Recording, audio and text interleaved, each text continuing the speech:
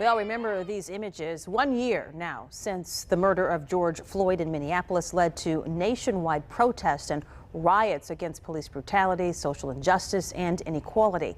The story of George Floyd and others killed by police resonated with people in cities across the country and led to widespread calls for change. Some of those protests also turning very violent. Businesses were damaged, buildings burned, stores looted, and lives were lost in some of the very neighborhoods where these riots took place. Some states even had to call in the National Guard for backup.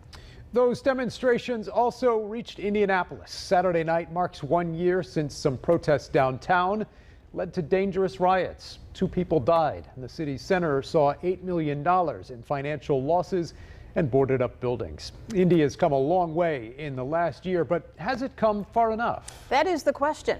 Fox 59's Russ McQuaid taking a look at the issues that led to last spring's unrest and where we stand now.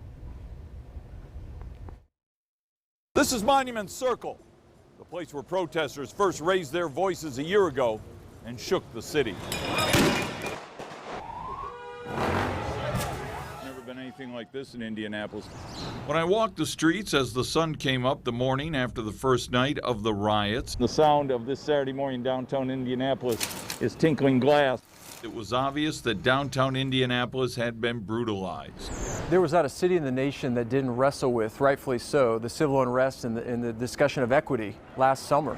And certainly we were bumped and bruised in Indianapolis. We saw that play out. It may have taken Mayor Joe Hogsett almost 2 months to accept my invitation to go for a walk downtown. Black Lives Matter! But city leaders say they heard the cry for change and have reacted. We got a chance to listen to some people that we don't typically get an opportunity to listen to. They made their voices known. Of 129 arrests and cases presented for prosecution that weekend, Marion County Prosecutor Ryan Mears declined charges in 102 arrests, he said, to protect the First Amendment rights of protesters. I've had a conversation with Prosecutor Mears.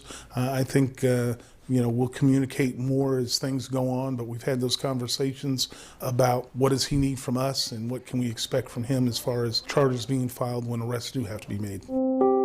As we've followed this story over the last year, the ACLU and its clients from Black Lives Matter and Indy 10 won concessions from IMPD on how and when officers can use tear gas only in response to criminal activity.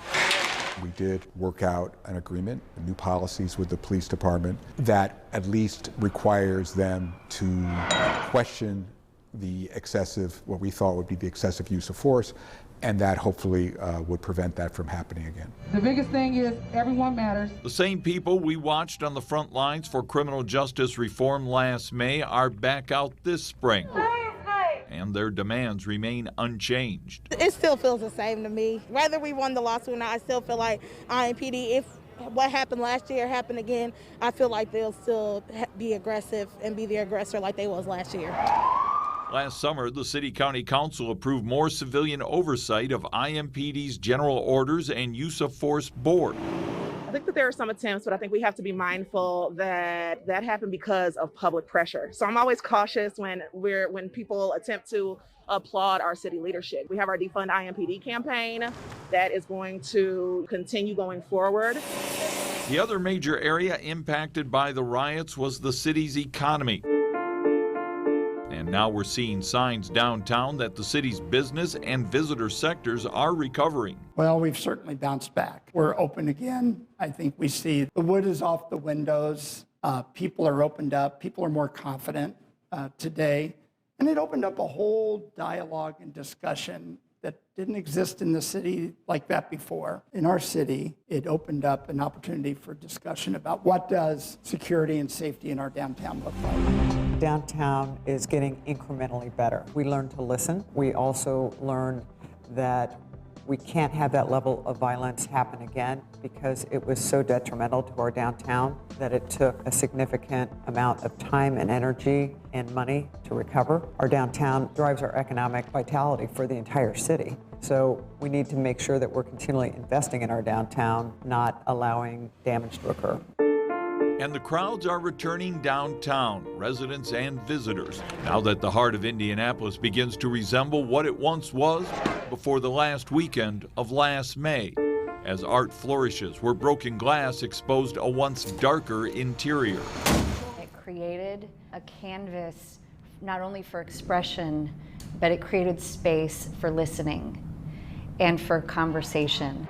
Mayor Hogsett says the city is committed to having those conversations. I know we've come a long way in a year's time. I think that in many ways we as a community are more transparent than we've ever been before. And the record reflects that since that difficult weekend, I guess by most estimates, we've had maybe as many as 130 peaceful protests in the city of Indianapolis since that time. So I think progress continues to be, we're not going to let up off the accelerator.